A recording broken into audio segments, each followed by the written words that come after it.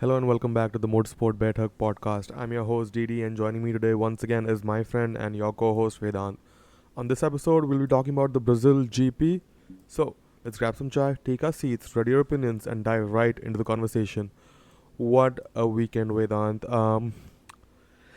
This time last week, you said that Verstappen had pretty much wrapped up the championship, and you didn't see Hamilton, Hamilton winning the drivers' championship or being in contention. But here we are, and looking at the calendar ahead, and the way Hamilton performed this weekend. I wouldn't be surprised if you were to say that Hamilton is looking favorite to win the championship, coming from behind. In fact, and I won't be surprised if we go into the last race of the year in Abu Dhabi with absolutely no points separating the two championship contenders this year. But what were your thoughts on the weekend, Vedant? How was it? Because I know back in India, you're probably up to like 12 in the midnight to watch the race. But I'm sure it was definitely worth it. Yeah, definitely. It was. I mean, the whole weekend. The whole weekend was. It can be summed up in what this entire 2021 season is being all about. Mercedes and Mercedes and Red Bull fighting on track. Mercedes and Red Bull fighting off track. Lewis Hamilton and Max Verstappen going wheel to wheel and not giving each other any space. And I mean, it was an incredible weekend. And the drama around the whole, Max Verstappen touched Lewis's rear wing and all that silliness. It just makes for good entertainment. Absolutely, and especially like the build up because the stewards didn't make a decision about Lewis's the technical infringement by Mercedes on Lewis's car. They didn't make a decision on Friday night, and then everybody was waiting, for over 12 hours for a decision, and then the Max drama happened. And then FIA obviously said that, and people started asking about, oh, why is this an issue since we've seen Inspector Seb touch other people's cars, move the cars around multiple times over the years, and then the FIA admitted to the fact that they have never really policed the park ferme rules in qualifying, or when the cars are just sitting after qualifying in park ferme, or anything like that, which they'll start to do now, and be more rigid about it. But yeah, it was just a great time, and the wait was definitely killing all of us to just learn about what was going to happen. But yeah, let's really get into it. But one question before we get into all of it. Did Hamilton's disqualification paired with his pace advantage save this weekend for everyone? Because if you just think about it, if Hamilton would not have been disqualified, it would have been a pretty straightforward race for Lewis Hamilton, in my opinion. Given the fact that it was a sprint weekend, and had he started fifth on Sunday, I think the championship would have definitely been more closer now. But it would have been a way easier race weekend for Lewis Hamilton, and it wouldn't have the effect that it had, this weekend, and the way he had to come back, come from behind Yeah. across the entire field. Yeah, absolutely. I mean, uh, like if he didn't have the penalty, he would have started on pole for the sprint, most likely back those 3 points, and then started fifth, and then taken another podium or even a win like he did.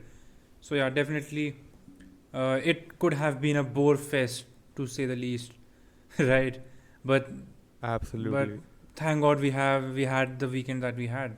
It was quite fun. Exactly. Now, I think the $1 million question coming out of this weekend, at least for me, is, do engine penalties even matter? Should Mercedes be even worried about their engine reliability issues given the performance advantage that they have with their new engines?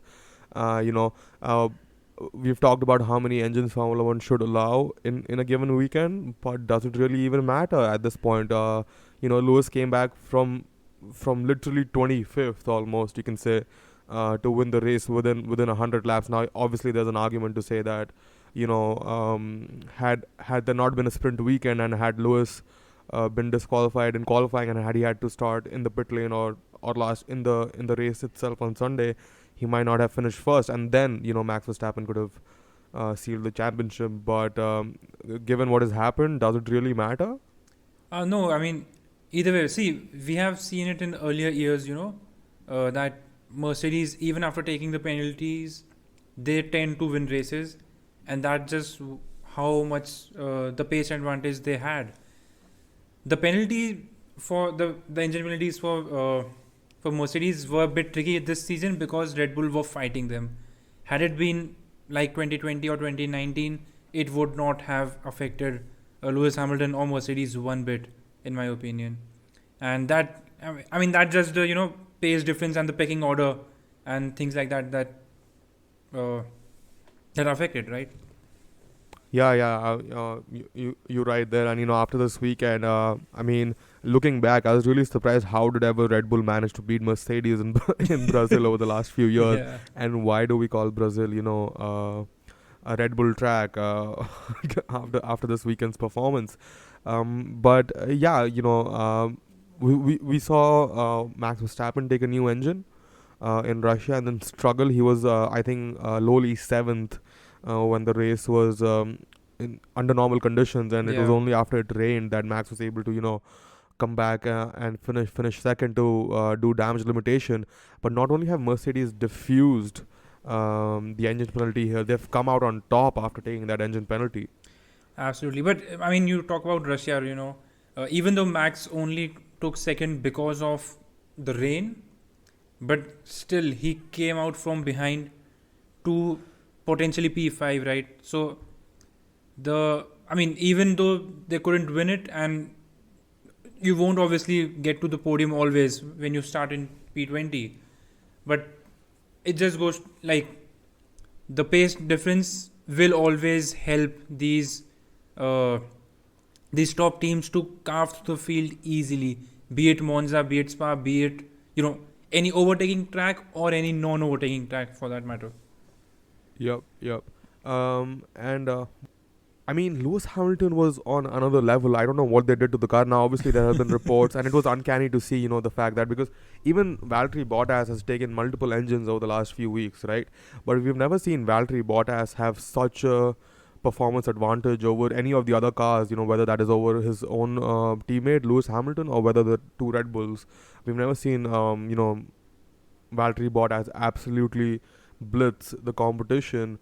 But that was not the case this weekend. Lewis Hamilton was comfortably half a second quicker than the Red Bull and his sister car throughout the entire weekend, whether that was qualifying or the race. Now, last weekend in Mexico, we saw that the Mercedes were quicker in qualifying trim, but they were not as quick during the race. Now, obviously there were questions that have Mercedes come back with the same engine or not, and I think the rumors are saying that although the engine is the same homologation spec, it has just been prepared to give him more power because the engine doesn't have to run over a minimum of 7 races and only has to do a minimum of 4 races, which is why that whatever that extra performance is worth a lot more than what a normal engine, a normal new engine would be, which again goes to show that this is a Mercedes strategy masterclass, but on the technical side of things. Yeah, definitely. And I mean, Christian Horner himself said that the new the drop off from a new Mercedes to an old Mercedes engine is greater than a new Honda to an old Honda, but the new Mercedes engine starts at a higher level, and I think with only 4 races to go and 4 high-speed circuits at it, it was a no-brainer for them to take that new engine and get that performance. Absolutely, and but I think Mercedes should still be wary of the reliability issues. We saw Daniel Ricciardo again suffer a engine reliability issue this weekend, so clearly Mercedes have issues in that engine, and they're pushing it to work even harder. So I won't be surprised. I think the worst case scenario is that Lewis has a engine failure during the race. I think that's the absolute worst case scenario. But as long as they can avoid that, I think Mercedes have they're looking favorites to come out on top at least right now. But yeah. Now talking about the rest of the race, let's start at Friday for Mercedes. Do you think the technical infringement penalty handed out to Hamilton was unfair or a little too harsh? I mean, it was in the book, but strangely, it's a very gray area from where I look at it because the FIA delegates and the stewards and the Mercedes team, everyone accepted that it was not an intentional, rule broken, but a broken part per se. But still, they gave them the entire penalty. And while it is in the books and it is acceptable, it's kind of strange. I mean, given how inconsistent FIA have been over the past few years, I was hoping them to be more inconsistent per se, right? But yeah, I think the by the book penalty is fair enough, and Mercedes did well to take it, as they got it. They didn't complain too much. Yeah, obviously, the reason that the FIA conceded, the stewards conceded that the fact that that it was not intentional, the penalty, the way the wing function was not intentional because it was asymmetric. But the reason I feel that these technical, uh, the penalties for technical infringements. Is a lot more black and white Yeah, for the stewards, or they don't try to let one person get away with it and not the other, yeah, is absolutely. because it's hard to quantify the gains for the stewards, based on whatever has happened, whatever that technical infringement is. Earlier in the year we saw Red Bull pass that test but have more flex on the wing during the race, or during operational conditions, but they passed the test, which is why according to the rule book the stewards couldn't penalize them. But then they updated the technical directive, and the way the tests were conducted basically, and because Mercedes failed the test, and the way the technical directive described that test to be performed, they had to hand Mercedes out that penalty, even if from a sporting point of view it was not exactly required. But like we said earlier, that is exactly what saved the weekend for everyone, because imagining Lewis Hamilton starting fifth on Sunday and on pole on Saturday, it wouldn't have been half as exciting as it was, this weekend. So I'm almost glad that they gave the technical penalty, and then Lewis came back and won. This will definitely go down in the history books. But then on the same point, Vedant, the next question will be: Did the fact that this was a sprint weekend save Hamilton's not only weekend but the championship fight when everything was going against him until Saturday morning? Um, well, I don't think so. Like, I think we talked about it earlier. If there was no sprint race, Hamilton would have started, with that disqualification from the qualifying. He would have started P20. But with the pace differential he had with Verstappen, I think he ended up 20 seconds ahead of Verstappen by the end of it. Or I mean, I'm not sure, but he was quite fast, right?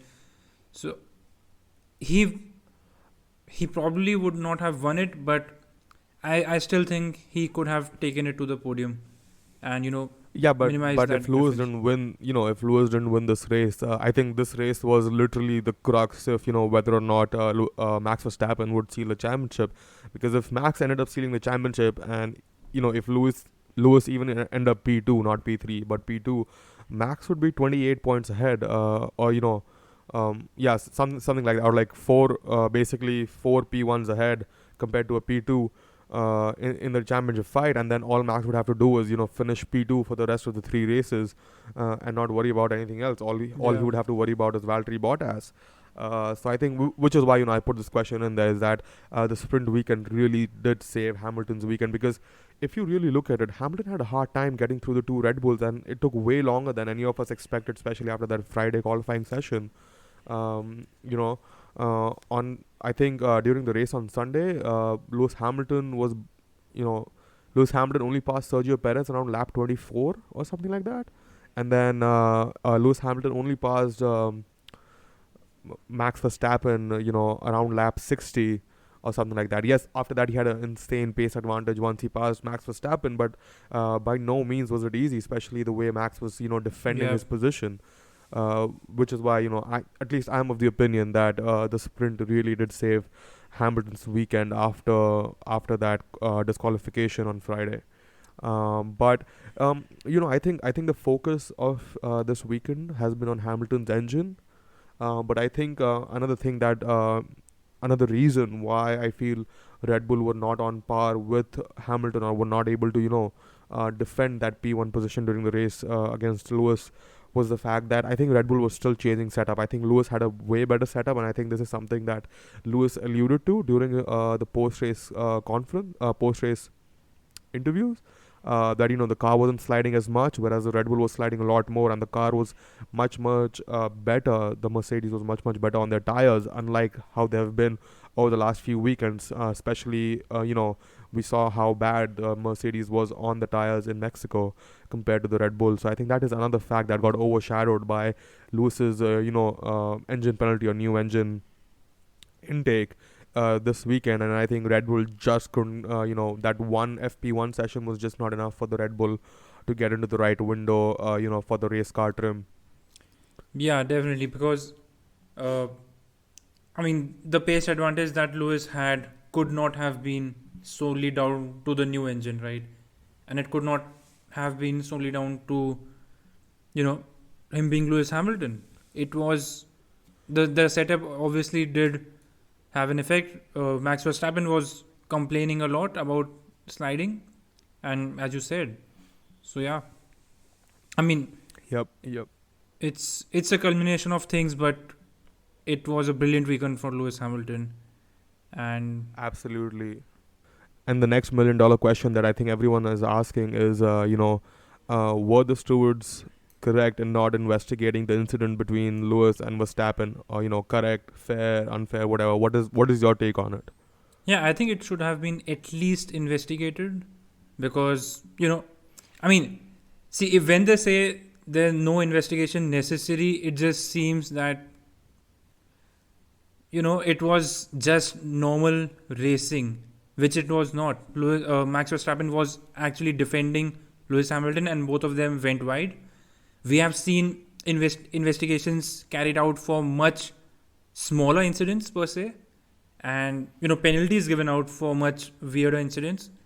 But to not note this incident and to not actually investigate it was pretty weird. The part of should Max have gotten a penalty and all that was it's another thing, but at least investigate it, at least look into it. Did Max Verstappen move his car towards the right and push Lewis out? Did he leave enough space? That those are things that can affect the world championship. Before I present my opinion on this matter, did Max Verstappen deserve a penalty in your opinion? I mean, see, we did not see the replays about Max's reflexes. Did he move towards the right after the corner? If he did, he deserved a penalty. If he did not, I think it was a racing incident, and yeah, they can be laid off. But if he moved towards the right, that was a straight on penalty. Now, okay, so from what I understand, when Michael Massey and the steward said that there was no further investigation required, I think they had already, looked into the data that showed, what Max Verstappen had done and how he had defended his position, and then they said there's no further investigation required. But regardless of the fact, whether they investigate or not, I think given the precedents that we have seen this year, I wasn't surprised at all that Max Verstappen was not given a penalty again for that incident, because the precedents, at least the way I interpreted it, I have understood it over this year, has been that as long as you crowd someone off the racetrack onto asphalt, you're fine. But if you crowd someone out of the racetrack onto gravel, then it's not okay. And I think Yeah. that is what the precedence has been, which is why I'm not surprised that Max Verstappen did not get a penalty. Should he have gotten a penalty? I think I agree. I definitely agree with you where you say, had he opened up his steering wheel and actually crowded Hamilton off the racetrack by that much, he definitely deserved a penalty. Did he keep a lasting advantage? Yes. And again, in my opinion, Max Verstappen did keep a lasting advantage. That race could have been over, 5-6 laps earlier, but obviously that move from Max Verstappen gave him another few laps to defend before Lewis finally overtook Max on the on the back straight. Yeah, definitely. It was. I mean, we talk about we talked about the sprint race and Max and Lewis coming together and that trend. I was not ready for it, and I am glad. I mean, whatever happened, I'm glad that neither of them touched, and neither of them uh, retired from the race. So Absolutely. Yep. I mean, had Lewis retired from the race, it would have been championship over for him, 100%, right? I mean, that is what we were sort of Yeah, expecting, given the trend of sprint weekends. yeah, But talking about sprint weekends, obviously, sprint weekends have a knack of spicing up the championship in one way or the other. Uh, it's not through the sprint race itself, but the sprint weekends itself have a vibe. I don't know what it is. I wouldn't call it a curse, but there's definitely something to it yeah. that It's just blows up yeah, it's things. another element, and anything can happen, and it can go for you, it can go against you, and it's just extra racing, which Yep, absolutely. Now, obviously, my next question was going to be, what can Red Bull do to overcome this performance deficit? Do you think they should do something like what Mercedes did, where they prepare an engine for 3 races or 2 races, and just blitz the performance on that? Do you think that is a valid strategy or a viable strategy, or do you think Red Bull should just continue to do whatever they've been doing over the season and just hope for the best, give their best and hope for the best, because you have to give Red Bull one thing: their engine reliability, or Honda, their engine reliability has been absolutely phenomenal this year compared to Mercedes. yeah, absolutely. um I mean, given the nature of the coming circuits, I don't think taking that engine penalty and fighting through the grid is a good option, because we don't know how the races will be in Doha and in Jeddah, but looking at the circuits, it's going to be difficult to overtake, and you don't want to be in a comparatively slower car than Mercedes, and then trying to make all those overtakes in places you can't overtake. So it's going to be difficult if they choose to go that way. But I believe Red Bull are still developing bits and pieces of their car. There have been reports that they are not through with it, and they haven't stopped development. They want to win this championship, and they are still developing bits and pieces. So any breakthrough in that area would be obviously very beneficial. And I think if they can get their strategies right, get their setups right, and be head to head with Lewis, they can fight for the championship towards the till the end, and not give away any space, uh basically. yep. Yeah, I think that's a fair evaluation of the situation, and like we've alluded to the fact that Red Bull were chasing setup this weekend, whereas Mercedes were bang on with it, and I think Andrew Shovlin, who's the technical director, I think at Mercedes, also said the same thing, and I think it's on the Monday morning debrief on F1.com if someone wants to go and read it and understand what exactly happened. But yeah, but we've had 3 sprint races now, Vedant, and I think it's time for some final thoughts on sprint races. I didn't put it in the document because I wanted to put you on spot about this. But what do you think about the sprint races? And what are your thoughts? Should we have more of them, like we are scheduled to next year, or do you think it's F1 should try something different? Because before we get into the answer to this question, I do want to make one thing clear. I am so happy that F1 tried something different, and I want Absolutely. them to continue to try something different, every year until we find something that really fits into the weekend schedule that we've had for the last few years. Yes. So again, this answer is twofold. Firstly, as you said, love the fact that F1 tried something new, the extra variable, the extra unknown, and the fact that it was only 3 races. It was interesting in various aspects, and in Silverstone we saw uh, that tire compound offset helping the Alpines gain a few places. In Monza, of course, uh, I think Monza was just a bad decision, like track wise, to hold a sprint weekend at Monza. That was just bad oversight on F1's part.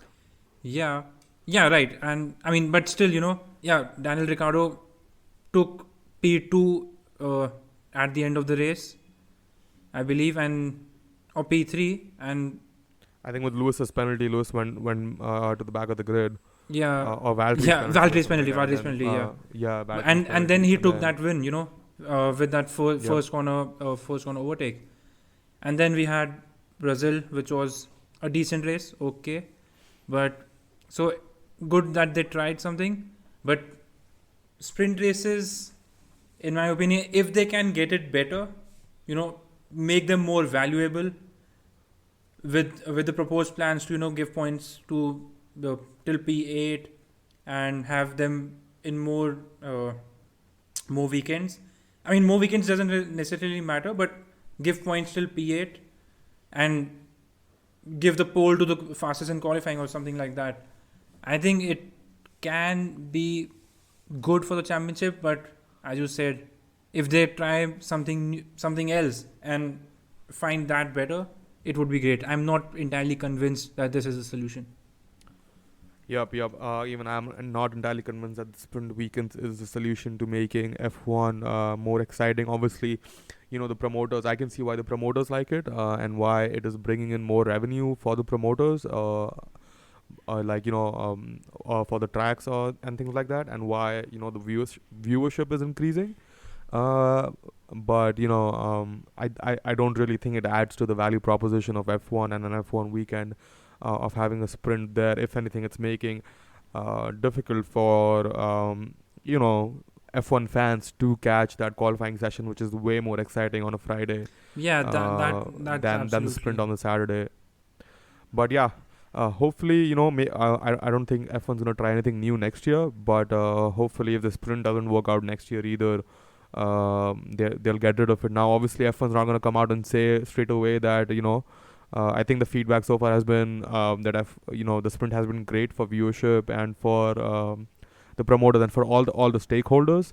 But I think people who've been following Formula One for a little more than a couple years are not entirely on board with it. Even though the sprint weekend has produced great drama and great racing, I guess, in a way. Yeah, I mean, see, the fact is that there has been no extreme negative reaction towards it, and there has been no extreme positive reaction towards it in my in the overall sense, including the fans and the promoters and including everyone.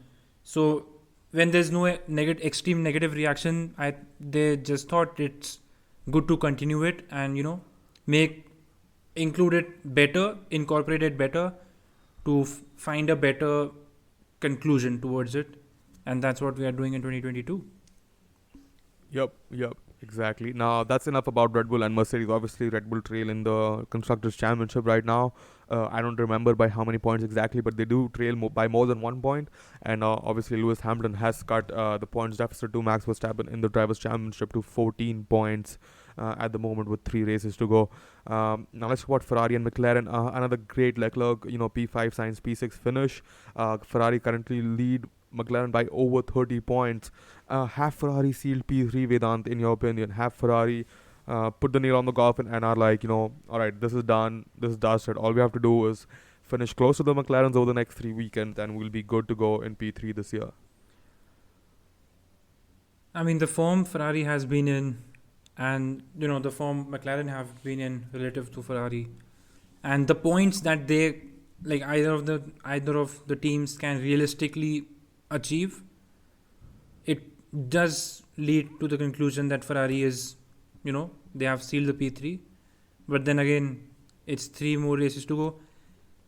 This weekend, Ferrari sealed almost 20 points from McLaren, I believe.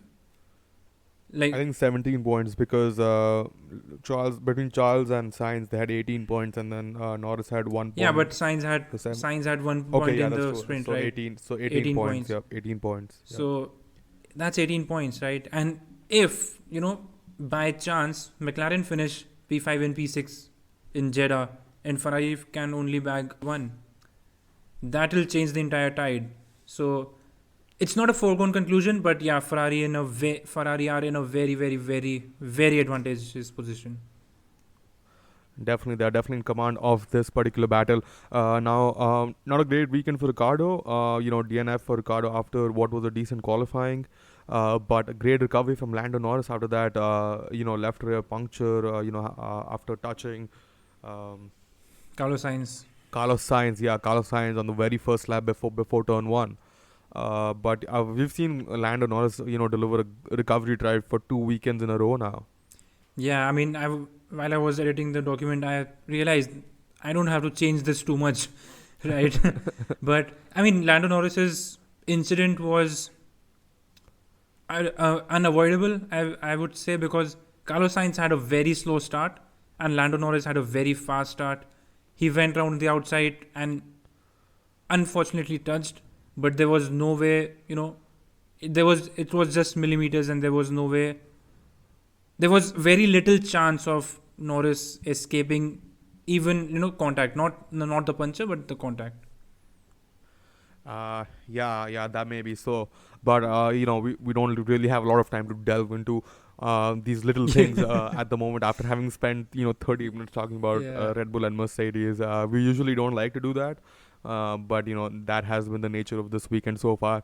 But talking about Alpine and Alpha Tauri, both coming away with 6 points each this weekend. Pierre Gasly, he qualified again. Great qualifying, had a bad start to the sprint race, and fell behind and could never recover after that throughout the entire weekend. And I think he ended up finishing P7. Coming home with 6 points, while Fernando Alonso and Esteban Ocon finished P8 and P9 to Yeah. bring home 6 points for Alpine. So both teams are still level on points for the second weekend in a row at 112 points, but obviously Alpine are in P5 instead of AlphaTauri because of the win that Esteban Ocon got in Hungary. Yeah, I mean, again, AlphaTauri again missed out on a few points because due to Yuki Tsunoda's performance and his eventual contact with one of the Aston Martins. Lance Stroll, Yeah, yep. Lance Stroll. But I think this is also, like, they are equal on points, and the points that they can gather are only differentiated by 2 points, like it's 8 and 6 and 4 and stuff like that. So this is going to be a very close battle because further up the grid the points difference is too much. You win a race, you get 7 points ahead and whatever, but this is going to be pretty exciting till the last lap of the last race. Absolutely. But going into the last three races, I feel AlphaTauri should have an upper hand just because of the nature of the circuits. I think AlphaTauri has a great straight line package too. So they should have a decent weekend in Qatar and in Jeddah at least. As long as Jeddah, we actually go to Yeah. Jeddah in a couple of weeks time. But that's something for later on. Aston Martin Stroll DNF with that Yuki Tsunoda contact. Obviously his car started to come apart during the race. But do you think Tsunoda's move was legit, or did he really deserve that 10-second time penalty? I don't remember Sunoda's move right now, but I do think he was going for a space there, and it could have been made. He went around the inside on turn one, right? Yep. Yeah. So I mean, obviously we have seen a lot of moves made around the inside in turn one.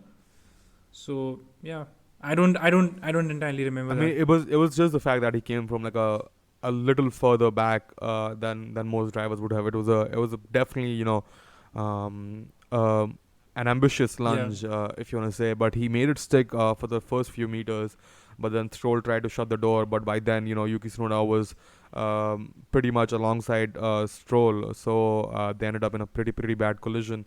Again, I feel in Formula One we like to say that the outcome or the penalties are not determined by the outcome of the collision or the outcome of whatever happens on track. But the reality is that it's only when there's when person has a lasting advantage, or when there's a collision and one person suffers, that a penalty is given out. If you're gonna tell me that had Stroll avoided that collision by keeping that wide line around turn one, and Yuki would have still been punished, I'm not gonna buy that, obviously. Yeah. So and that's Is that a bad thing? Not really, because it's you can't penalize someone for trying to make a move. When the driver who's making a move also knows that he's putting himself and the other driver in danger of ruining both their races. And I think that's a fair risk that the driver took. And if that driver is penalized, I think it's okay.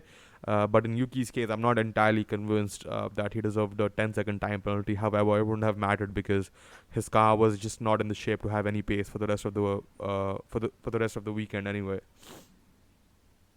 Yeah, it's. I mean, I have nothing to add. I don't remember that incident very well. That's all right. But Sebastian Vettel had a great drive. I feel again this weekend. He had a great drive in Mexico, finishing P7.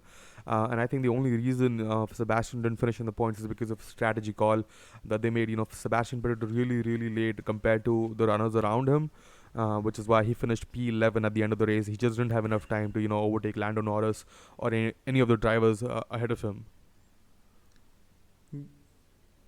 Again, for yeah, me, it's okay. Seb's race was pretty anonymous. We were all focusing on the front of the grid and the midfield basically, but yeah, that's all right. But yeah, not much to add there. But yeah, Seb did drive beautifully, and I think he was I think he was right behind Charles Leclerc after the first lap. Not Charles Leclerc, Carlos Sainz after the first lap of the race on Sunday. And then just the strategy calls did not favor him throughout the rest of the race. But again, Williams lacking pace. Hopefully, going into the next few circuits, especially Jeddah and Abu Dhabi, the tracks should favor Williams a little bit more than they have over the last few weekends. But I think the bigger news coming out of the Williams garage this weekend was that George Russell got out. Well, he got beaten by Latifi during qualifying for the first time. Yeah. So, I mean, I think that's the first time someone has beaten George in a Williams in qualifying, right? And that's 3 years. Yep. That's 3 years worth of reign, basically. But yeah, definitely the only highlight for Canadian F1 fans this weekend after the way Stroll's race panned out. But talking about Stroll a little bit, I think he's showing the same season arc that he's shown over the last ever since he's joined F1, where he starts off slow. He has a pretty good or decent middle of the season, and then he absolutely crashes towards the end of the season. There's no performance there usually, so we're just experiencing the same season arc from Lance Stroll so far. But yeah, Williams should have more pace next weekend. Talking about Alfa Romeo though, they show decent pace in quali, nothing extra like Mexico, but it still seemed that they could have been in contention for points. But Kimi had a spin during the sprint race, and then he collided with Mick, and Antonio Giovinazzi had a couple collisions himself. So just couldn't keep it clean, which is why I feel they did lose that race.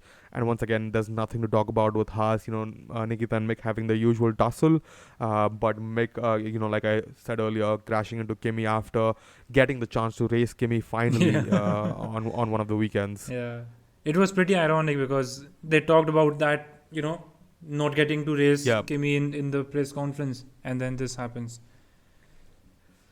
Well, Mick will definitely have to try harder to keep it clean next time if Kimi gives him a second chance to race him over the next few weekends.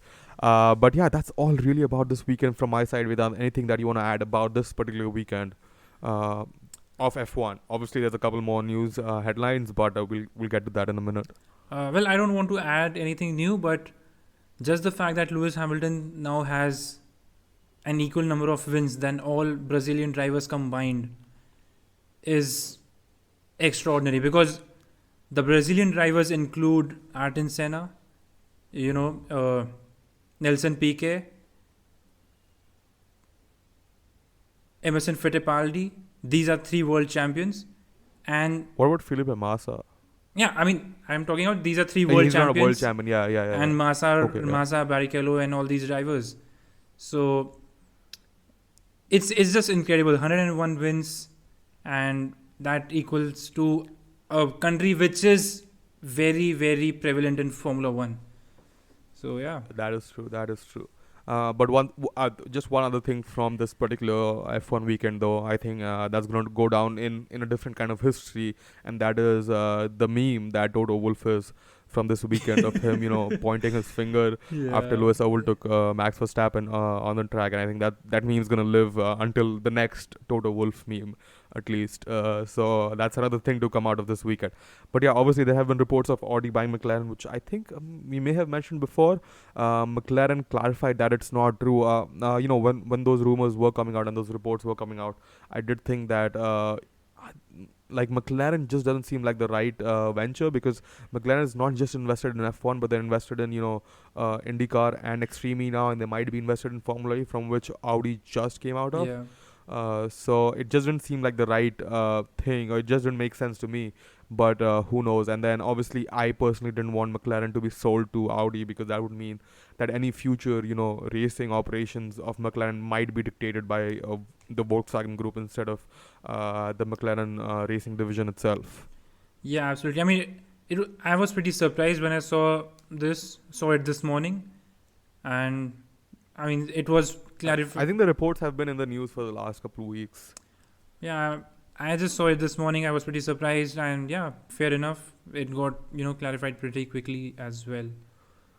Yup. But the biggest news this weekend was nothing to do with F1. Our very favorite, the Doctor Valentino Rossi, finally bid farewell to the MotoGP world in his last race in Valencia, finishing P10. But the scenes after the race, with everyone, literally everyone who was at Valencia bidding farewell to Rossi, was just incredible. I don't know if you saw the race and the post race, Yeah, I didn't see broadcast. the race. I saw the post race, on YouTube. But it was just nuts, and it was definitely it'll go down in history, because Valentino Rossi elevated MotoGP to the level it is today. He got MotoGP to the world stage, and even growing up, Valentino Rossi was MotoGP, Yeah, and even today, Valentino Rossi is MotoGP. People might not know what MotoGP exactly is, but you tell them about Valentino Rossi, and they'll definitely recognize that name.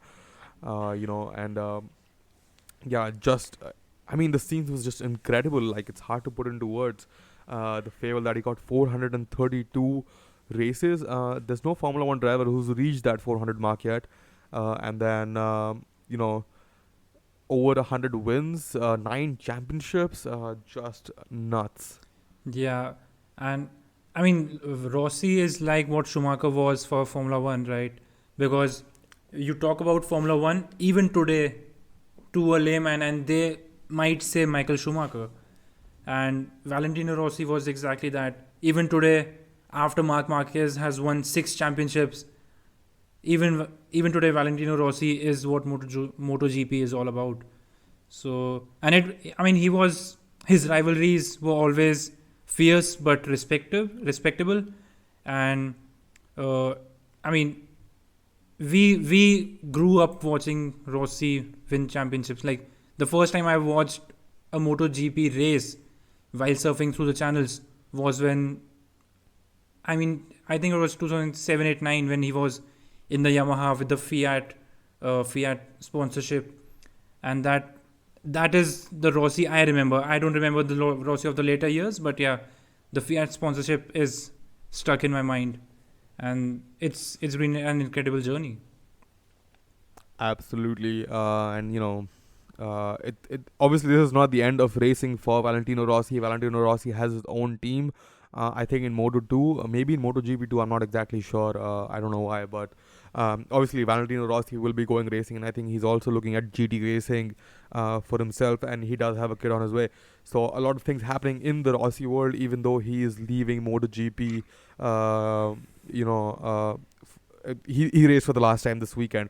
But yeah, and in other MotoGP news, Ducati finally, once again, had a podium lockout. I think this is the first time in Ducati history that they had a podium lockout, and Ducati also sealed the Constructors' Championship in MotoGP for, I think, second year on the trot. I might be wrong about that, but yeah, definitely Constructors' Championship to Ducati for 2021. But that's really all from our side, I think. But one final question remains for you, Vedant, once again. What do you want? A Max Verstappen win? A Max Verstappen championship? Or a Lewis Hamilton 8-time championship?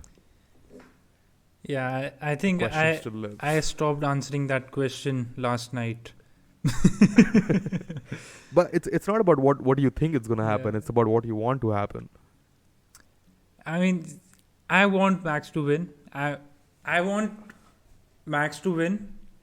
It's not like I don't want Lewis to win, and it's not like I don't want that 8 championship or whatever. But yeah, I think I want Max to win. That's as simple as it gets. I thank you, Vedant, for joining me once again. What It has about been a you? pleasure What about talking.